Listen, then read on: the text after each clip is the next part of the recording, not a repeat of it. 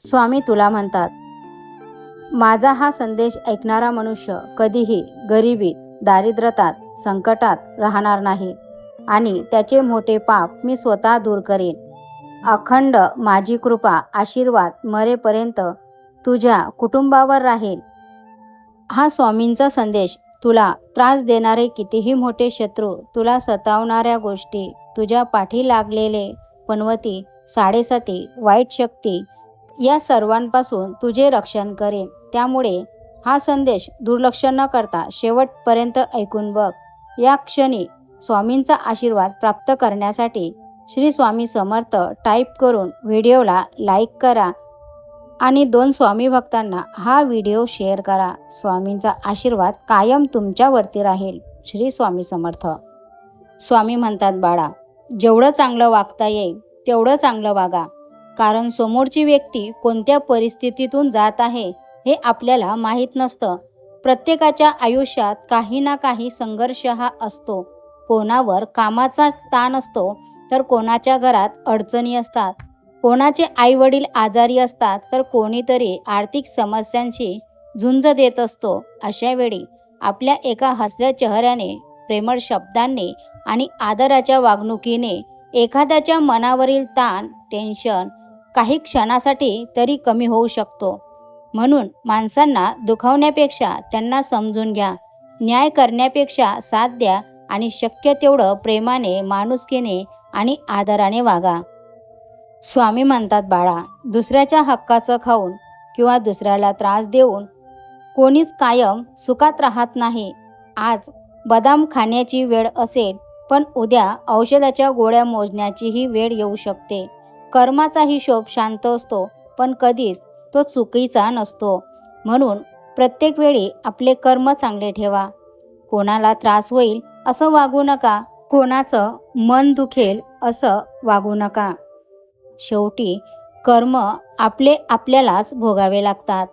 अवधूत चिंतन श्री गुरुदेव दत्त. श्री स्वामी समर्थ. आजचा दिवस तुम्हाला आनंदाचा, आरोग्यदायी जाओ हीच मी स्वामीचरणी प्रार्थना करते आणि आजच्या आपल्या स्वामी संदेशला सुरुवात करते. स्वामी भक्तांनो, तुमच्यासमोर 2 अंक आहेत. त्यापैकी तुम्हाला एकाला निवडायचं आहे आणि आजचा स्वामी संदेश तुमच्यासाठी काय आहे ते तुम्हाला जाणून घ्यायचं आहे. आता हा संदेश त्या भक्तांसाठी ज्यांनी 31 नंबरच्या अंकाला स्पर्श केला आहे. अशा भक्तांना स्वामी महाराज म्हणतात, बाळा, मान वयाने नाही तर वागण्याने मिळतो. आम्ही मोठे आहोत म्हणून आम्हाला मान दिलाच पाहिजे असं म्हणणाऱ्यांनी आधी हे समजून घ्यावं की मान हा वयाचा हक्क नसतो, तो वागणुकीचा परिणाम असतो. मोठं वय असलं म्हणून विचारही मोठे असतीलच असं नाही. कुणाला किती मान द्यायचा हे त्याच्या वयावर नाही, तर त्याच्या संस्कारावर, विचारांवर आणि वागण्यांवर ठरत असतं.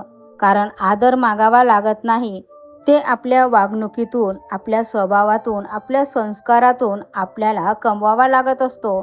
पुस्तकात कितीही प्रकारचे कोण असू देत, आयुष्यात मात्र एकच कोण महत्त्वाचा, आपला दृष्टिकोन.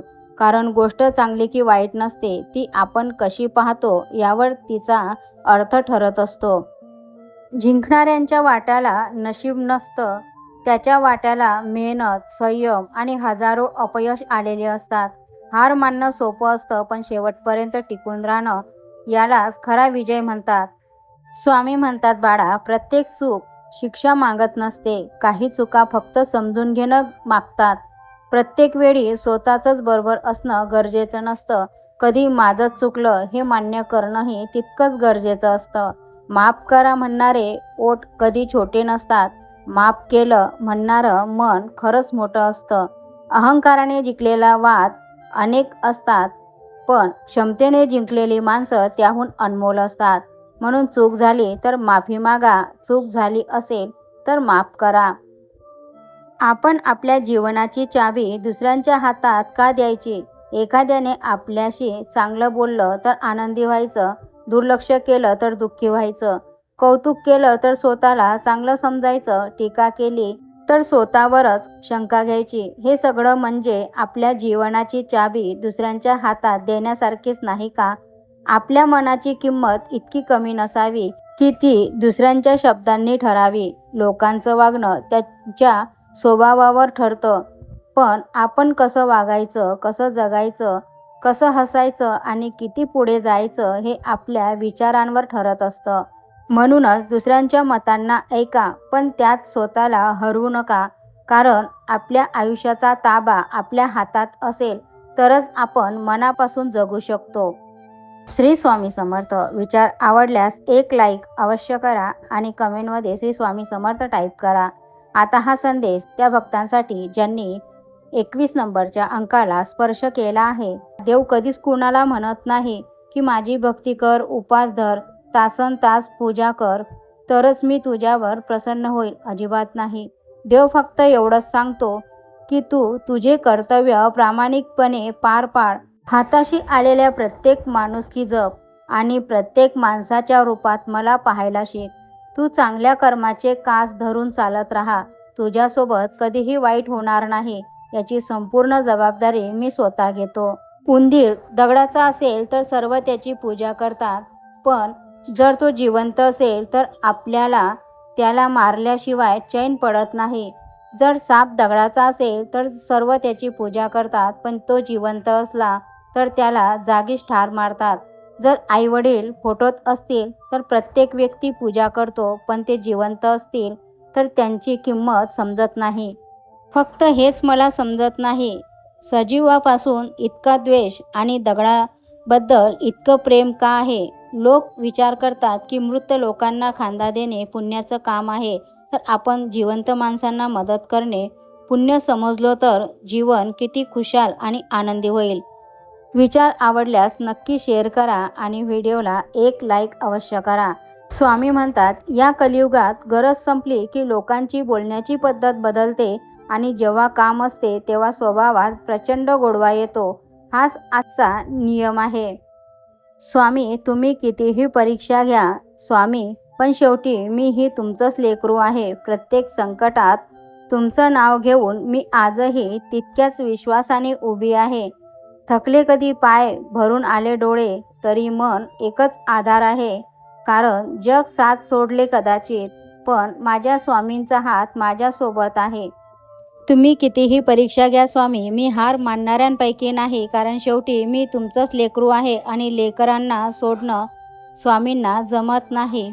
अर्जुनाने एकदा भगवान श्रीकृष्णाला विचारले, हे प्रभू, जर कोणी आम्हाला मानसिक त्रास दिला किंवा आमचा अपमान केला तर आम्ही काय करावे? भगवान श्रीकृष्ण हसून म्हणाले, हे अर्जुना, जर तू इतरांच्या वाईट वागणुकीला आपला संस्कार सोडून प्रतिसाद दिला नाहीस तर जो तुला त्रास देत आहे त्याला त्याच्या कर्माचे फळ भोगावे लागेल. मन शांत ठेवा, त्याला माफ करा आणि पुढे जा. तुमचं शांत राहणं हेच त्याच्या प्रश्नाचं सर्वात मोठं उत्तर आहे. ज्या दिवशी तुम्ही जगाला स्पष्टीकरण देणं पूर्णपणे सोडून देता त्या दिवशी अर्ध्यापेक्षा जास्त त्रास तुमच्या आयुष्यातून जगाच्या जागी संपून जातो. कारण लोकांना तुमच्याबद्दल काय वाटतं हा पूर्णपणे त्यांचा प्रश्न आहे, तुमचा नाही. ज्या दिवशी तुम्ही स्वतःला जगाच्या चौकटीतून बाहेर काढता आणि स्वतःच्या नजरेत प्रामाणिक राहता, तेथूनच खऱ्या अर्थाने सुखाचा प्रवास सुरू होतो. लोक येतील, नावं ठेवतील, टीका करतील, पण एक गोष्ट लक्षात असू द्या, हिंमत नाही तर प्रतिष्ठा नाही आणि विरोधक नाही तर प्रगती नाही. आयुष्यात कितीही कठीण परिस्थिती आली तरीही स्वतःवरचा विश्वास कधीच सोडू नका. जे तुमच्या हातात नाही त्याची चिंता करू नका. जे तुमच्या हातात आहे ते मनापासून करा. कर्म करत राहा, फळाची चिंता करू नका. कारण स्वामींवर विश्वास ठेवणाऱ्याला मार्ग हा नक्कीच सापडतो. स्वामी म्हणतात, तुम्ही तुमचा संयम सोडायचा नसतो, कारण चुलीतून निघणारा धूर कधीच आकाश काळं करू शकत नाही. आठवण येणं, आठवण काढणं आणि आठवणीत राहणं या तिन्ही गोष्टी वेगळ्या आहेत. कारण आठवण त्यालाच येते जो मनापासून नातं जपतो. आठवण तोच काढतो ज्याला माणूस महत्त्वाचा वाटतो आणि आठवणीत तीच व्यक्ती राहते जी आपल्या हृदयाच्या खूप जवळ असते पण नशिबात नसते. श्री स्वामी समर्थ. विचार आवडल्यास हो म्हणून टाईप करा. चॅनलला सबस्क्राईब, लाईक आणि शेअर करा. कमेंटमध्ये भिऊ नकोस, मी तुझ्या पाठीशी आहे टाईप करा. स्वामी तुमच्या सर्वांच्या सर्व इच्छा पूर्ण करतील हीच मी स्वामीचरणी प्रार्थना करते आणि आजचा आपला स्वामी संदेश इथंच थांबवते. भेटूया अशाच नवीन एका मोटिवेशन व्हिडिओसोबत. संदेश पूर्ण ऐकल्याबद्दल खूप खूप धन्यवाद.